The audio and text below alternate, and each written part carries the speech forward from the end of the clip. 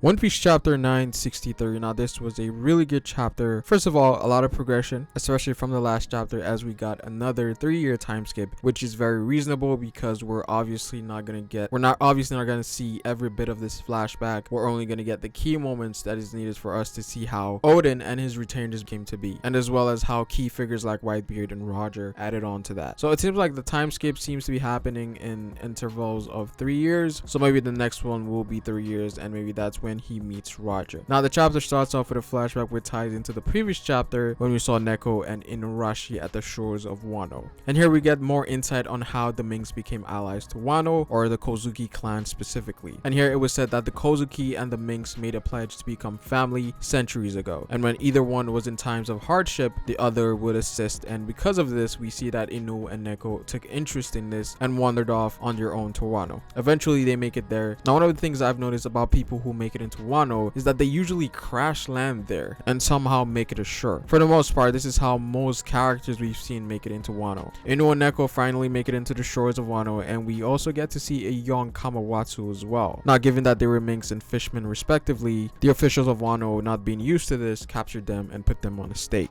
Oden, who was fishing nearby, happens to notice this and saves them from the people who captured them, and here he tells them that being afraid of those who look differently only highlights your ignorance, which is something that adds more to Oden's personality and character. You can tell by nature that Oden is a free-spirited individual. And the funny thing is that after all of this, he just casually walks off without saving them, which reminds me so much of Luffy, because this is something I could see Luffy doing in the future if he hasn't done something similar already. Now given Oden's nature of attraction, Inu, Neko, and Kamawastu followed him all the way back to his castle, and we see that Oden was aware of the Mink tribe through his dad. We also get more exposition on Kamawastu as to what he is, and well, it turns out that he's also a fishman, which makes sense because we knew that he could breathe on the water, but I wasn't 100% sure because he looked a lot different from other fishmen that we've seen throughout the course of One Piece. And I assume that Wano could have a bunch of special creatures that aren't as prevalent elsewhere because we know that Wano is isolated. We've seen things like the lion dog, which were a species native only to Wano, so I thought Kamawastu was the same, but him being a fishman makes a lot of sense. But here we learn that he drifted to Wano after his ship sank. Kamawastu and his mom were discriminated against by the people, which eventually leads to his mom's death. And here she tells him that if he wanted to survive, he would have to proclaim himself as a kappa, which is a demon from Japanese mythology. So seeing his backstory fully fleshed out was really great to see, and here we see that in response to all of this, Oden cannot wait to sail out because he wishes to see more creatures like the minks and the fishmen. Now it didn't take too long before all 3 of them grew attached to Oden, which eventually leads them to become one of his scabbards.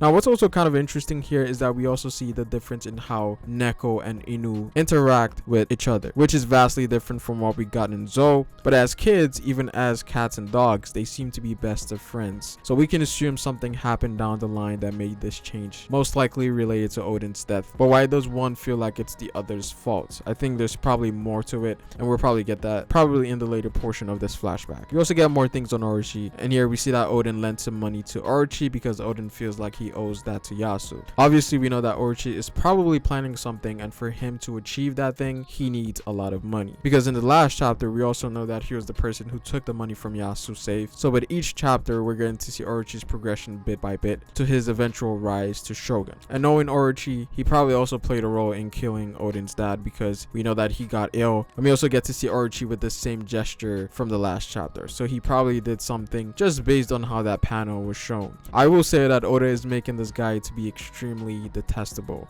Now because of the lack of resources Oden has, all of his retainers had the idea to steal some money from Yasu, and Yasu, being the great individual that he is, decides to give them the money and some more, just because he actually wants them to become something greater, not just for Wano but also for Oden, for them to become individuals worthy of being the vessels of Oden. Some time passed and they are trained in combat, speech, manners, and from this they molded themselves anew. And it's so funny because Oden is creeped out by this change. Like, this isn't something you'd expect from the most rascal of individuals. 30 years passed and Oden was about to make an appearance in the capital, and given people's notion of curry, they were expecting ruffians, but to their surprise they got the opposite. This shows how much growth each one of them had. And finally we get to see young Whitebeard 8 years after God's Valley, and here we see that him and his crew have crash landed in Wano, and we get to see most of the members of the Whitebeard pirates, as well as pirates that are allied with Whitebeard. But it seems like back in those days they were actually a part of the crew crew, which is very interesting. So we see Jozu, Marco, Vista, and a bunch of other commanders. It was also mentioned here that Marco is an apprentice at this point in time. Just seeing the Whitebeard pirates in their younger days was definitely the highlight of this chapter. And we finally end up the chapter with a clash from Whitebeard and Oden, who were kind of portrayed to be equal in this clash. But you know, I'm not going to go too far with that. But we can see that everyone flew away from the shockwave, including Marco. So it makes a lot of sense that Oden was really the right hand of Whitebeard. And this is how the Whitebeard pirates would fight against the Roger pirates, because Roger would fight against Whitebeard and Oden would fight against Rayleigh. And here we see that Oden wants to join Whitebeard's crew, which marks the start of Oden's adventure with Whitebeard.